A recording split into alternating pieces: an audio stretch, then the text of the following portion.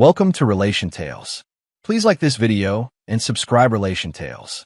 We're grateful for each and every one of you. Let us know where in the world you're tuning in from. We'd love to hear from you in the comments. Let's begin. Let me be honest from the jump. I never thought I'd be the kind of guy telling a story like this.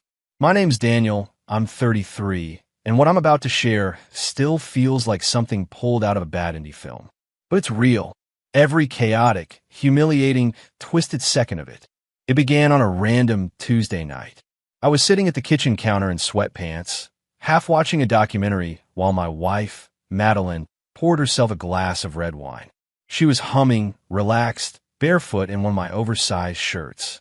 I remember thinking, God, I still love her like I did the day we met. That's when she said it, so casually, like she was offering a dinner suggestion. Danny, have you ever thought about opening the marriage? I laughed. Like an idiot, I laughed. I thought it was a joke. But then I looked at her and saw that weird seriousness in her eyes, like she'd rehearsed that line in her head a dozen times. No, seriously, she said, tucking her hair behind her ear. We've been together for 10 years. We're comfortable, maybe too comfortable. The wine glass touched her lips, but my heart was pounding so loud I could barely hear myself think. I asked her what she meant, and she launched into some passionate TED talk about freedom, exploration, growing independently together. She mentioned a few of her friends, younger, freer, less tied down, and how they were finding themselves through open relationships. But we're not broken, I said. We're not bored. Are you bored? She didn't say yes, but she didn't say no either. That night, I couldn't sleep. I lay there staring at the ceiling while Madeline snored softly beside me. Her phone buzzed once, then twice. I didn't check it. I didn't need to. The next morning, she made pancakes. Like nothing happened. Like she hadn't just thrown a grenade into our marriage and left the pin on the nightstand. Over the next week, she kept dropping hints. Light pressure. Just think about it. No expectations. We set the rules. And I caved. I was scared that if I didn't agree, she'd start resenting me. Or worse, leave. So, with a lump in my throat, I said yes. What followed was nothing short of a slow-motion car crash. Within days, she was glowing in a way I hadn't seen in years. Her hair was shinier, her lipstick bolder. She started going out late. Bars, girls' nights, just catching up with people. She began leaving with one scent and returning home with another. The nights turned into weekends. The smiles turned into smugness. And me? I sat at home like a faithful dog, eating leftovers and convincing myself this was healthy. That was fine, that I was strong enough to handle it. But it ate me alive. One night, she came home at 3 a.m., tipsy and giddy. She threw her heels on the floor, curled up on the couch, and said, I swear, I had such a fun night with Caleb. You'd actually like him. Caleb. I'd never heard that name before in my life. I said nothing, just stared at her as she dozed off mid-sentence. The next day, I found her toothbrush had been replaced. A different color, a brand I didn't recognize. Like even her hygiene had been touched by someone else. The person I knew, the woman I married, was dissolving in front of me. And yet I stayed. I swallowed my pride, my hurt, my fury, until one night at a family barbecue, her cousin said something that cracked the whole damn illusion wide open. Hey, Daniel, so is it true? You and Maddie are open now? Word is she's really enjoying the buffet. I stared at him, and right then, standing by the grill, holding a paper plate of ribs, was Layla, her younger cousin, the one Madeline had always avoided, called dramatic, dismissed as immature, the one who moved to Portland and only flew in for family events. Our eyes met, and I swear to you, in that second, I knew the story was about to take a turn. Because Layla wasn't laughing. She wasn't mocking. She was watching me, like she knew something I didn't. And I was about to find out what. A week after the barbecue, I got a message. It was from Layla. Hey, hope that family thing didn't totally wreck your evening. If you ever want to vent, I've got wine and ears. No judgment. I stared at the screen for a long time. I hadn't told anyone outside a few close friends what was really going on. Madeline had carefully curated this version of us to the family. We were trying something bold, being modern, celebrating freedom. She left out the part where she was out till dawn with strangers while I sat in the silence, wondering who I was anymore. But Layla, she'd seen through it. I replied. At first, we just texted. Little things. Banter. Jokes about her aunt's disastrous potato salad. Memes. But slowly, like fog lifting, the text got deeper. She asked real questions. Like, are you actually okay with this? Or are you just surviving? I didn't even have an answer. A few days later, she called me. Her voice was calm, clear, but there was this softness to it, like she wasn't just curious, she cared. That call turned into another, and another, until finally, one Thursday night, I drove across town and met her for coffee. I sat there at a patio table while she walked up in jeans, a hoodie, and her hair in a messy bun. No perfume, no games. Just, Layla. Hi, she said and smiled. Not the flirty kind, but the kind that says I see you. We talked for hours. I told her about the first night Madeline brought up the open marriage. How I thought it was a test. How I agreed just to keep her. I told her about Caleb. About the toothbrush. About the silence that had become my life. Layla didn't interrupt. She didn't offer solutions. She just listened. Every now and then, she'd shake her head and whisper, "That's messed up." And then, when I finally said, "I don't even know who I am anymore," she leaned in and said, "Then it's time you remember." We didn't kiss that night, but something changed. I didn't feel like a loser anymore, or a doormat. I felt seen. Madeline noticed immediately. That night, when I got home, she was waiting for me in the kitchen. "Oh, look who decided to have a life," she smirked, pouring herself a drink. "So who's she?" I froze. "What? Don't play dumb, Daniel. You got that look, like someone paid attention to you for once." Her tone was mocking, but her eyes were sharp. I didn't answer. I didn't know her one. But from that night on, she changed. She started checking my phone when I was in the shower, accusing me of acting suspicious, asking random questions about my day, then cross-referencing my answers like an investigator, all while still going out on her little adventures.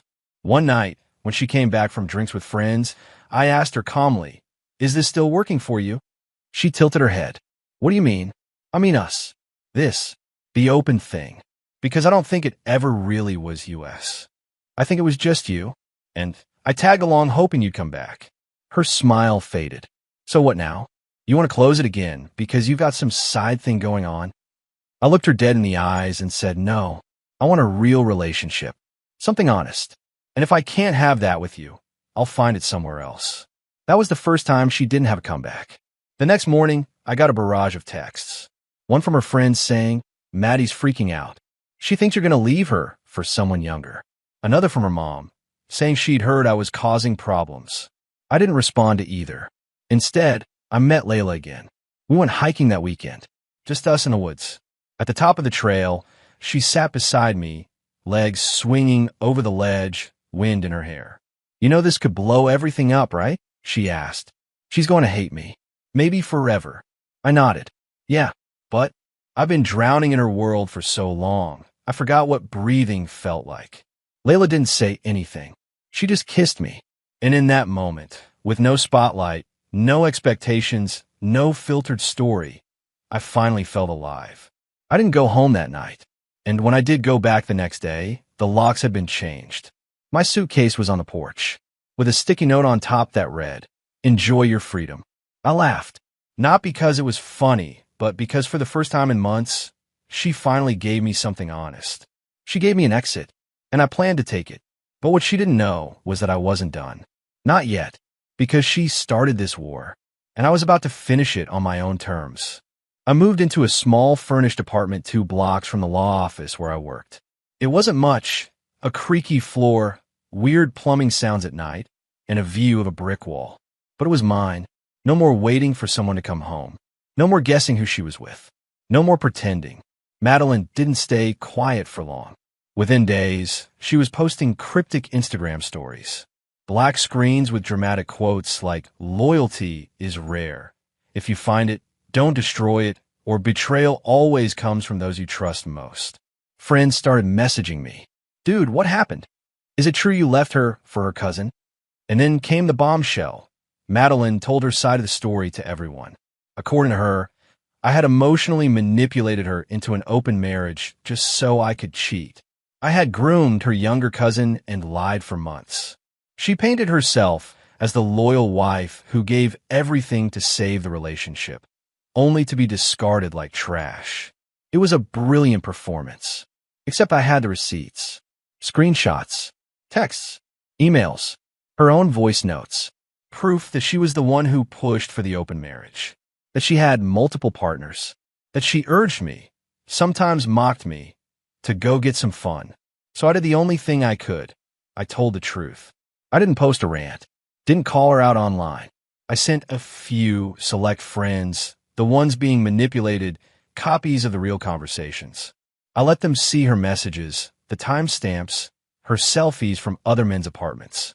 It spread fast. The reactions came pouring in. My best friend, Malik, called me. Bro, she's been lying through her teeth. Even her own cousin, one of the guys she'd secretly hooked up with, reached out to say, I didn't know she was painting you as the bad guy. That's messed up. Her image started cracking. But instead of apologizing or backing down, she doubled down. She called Layla's father, her uncle, and screamed into the phone that Layla was a traitor and I had brainwashed her. He didn't buy it. He knew Madeline too well, knew how she spun things. You made your bed, he told her. That only made her more dangerous. She called my parents, in tears, told them I was having a breakdown, that I was unstable, that she was worried for my mental health. My dad showed up to my apartment that evening, arms folded, jaw tight. What's going on, son? He asked. Is this true? I handed him the phone and said read. He scrolled through the messages, the dates, the names. After 10 minutes, he put the phone down and said, I'm sorry. I didn't know. He hugged me, something he rarely does, and said, don't let her drag you through hell again. Protect your peace. I promised him I would, but Madeline wasn't done. She contacted a lawyer, told him she wanted a divorce, and planned to demand alimony, part of my retirement, and compensation for emotional trauma. I contacted Carla, a friend of mine who was a divorce attorney. She read through the messages, the records, the legal agreement we'd written when we opened the marriage. Her verdict? She's got no case, no kids, no shared property, no evidence of abuse. And her financial records showed that she'd been splurging on spa weekends, 5-star hotel stays, and shopping trips. Not exactly the lifestyle of a traumatized wife. Still, I came prepared. I printed everything, labeled folders, highlighted conversations. I built a timeline of her choices and mine. When mediation day came, she showed up in all black, no makeup, eyes red like she hadn't slept. She looked at me like I was a ghost. Her voice trembled as she spoke to the mediator. I gave up everything for him, she said, and he threw me away like I was nothing. I said nothing, just slid the folder across the table. The mediator read, then looked at her and said, these are your messages? Madeline didn't answer. She just looked down, and in that silence, the mask cracked. The agreement was simple, no alimony. We divide our accounts, take our own belongings, and walk away. But she didn't want closure. She wanted punishment. So she tried one last move. She posted a video, black and white, sad music, a montage of our wedding photos, her voice narrating. I try to love him, but sometimes love isn't enough. It got thousands of views in a day. The comments were brutal. People call me a monster. Layla cried when she saw it. I'm sorry, she whispered. I didn't think she'd go this far. I held her hand. She's doing this because she lost control. That's all this is. But inside, I knew what I had to do. This wouldn't end with just walking away. If she wanted war, then I was going to give her one. A quiet, strategic one. One that didn't use rage. It used truth and patience and precision. Because revenge wasn't about hurting her back. It was about taking everything she weaponized and turning it into the very thing that set me free. By now, I had nothing left to lose and everything to gain. I wasn't out to ruin Madeline. I didn't want to see her homeless or humiliated. That kind of pettiness never lasts. But I wanted the truth to catch up with her. And I wanted her to feel what I'd felt for months. Powerless, unimportant, left behind. So I played the long game. The first thing I did was rebuild my routine. Every morning, I woke up at 5:30. Ran 2 miles. Made my own coffee. Cooked a clean breakfast. No noise. No chaos. I started dressing better. Showing up at work earlier. Contributing to projects with sharp focus. My boss took notice. I got promoted within 6 weeks. The transformation was slow, but visible. And as my life sharpened into something steady and fulfilling, Madeline's began to unravel. She started calling mutual friends, crying, apologizing, then backpedaling, then accusing. One friend, Julian, told me she asked him to spy on me. She wants to know if you're serious with Layla or if it's a rebound, he said. I told him to tell her nothing. But I knew Madeline's desperation wasn't about Layla. It was about control. So I gave her silence. No texts. No responses to her emails. No likes on her sad Instagram posts. Nothing. And that, more than anything, drove her wild. One night, Layla and I went to a local fundraiser. It was a semi-formal event, and she looked incredible. Deep green dress, hair pinned up, no effort to draw attention, but impossible to ignore. Someone took a photo, posted it online. 2 days later, Madeline showed up at my apartment. I need to talk, she said, standing in the hallway with trembling hands. I don't think that's a good idea, I replied. I'm not here to fight. I just saw the pictures. You look happy. I didn't answer. She blinked. Do you love her? I could have lied. I could have been cruel. Instead, I said, I'm still figuring that out. But she respects me. She listens. And she never once made me feel like an option. Madeline's eyes filled with tears. Why her? She whispered. Of all people. I looked at her, really looked at her. And for the first time, I didn't see the woman I married. I saw the stranger she became. And I said something that had been building in my chest for months. Because she reminded me of who I used to be. Before you made me feel small. Before you turned our love into a test I could never pass. She staggered back like I'd slapped her. I never meant to hurt you, she mumbled. I shrugged. Maybe, but you did. And I'm not staying in that story anymore. She left, sobbing down the stairwell. But that was only the beginning. Because my second act of revenge was more public and more poetic. I was invited to speak at a corporate leadership seminar. The topic was integrity and crisis management. And I told my story. Not by name, of course. I kept it professional, polished, but I laid it bare. The importance of boundaries, the dangers of sacrificing your values to keep peace, the cost of silence. The room was dead, quiet by the time I finished. Afterward, several people approached me, including a woman who'd just gone through a similar breakup. She cried as she hugged me. You gave me clarity, she said. That was the moment I realized something. My pain had a purpose. And the final move? I posted my own story online. Not to retaliate, not to shame her, but to set the record straight. It was honest, raw, and firm. I told the world what I allowed, what I ignored, and what I walked away from. I didn't mention names, but those who needed to know knew. The comments were overwhelming.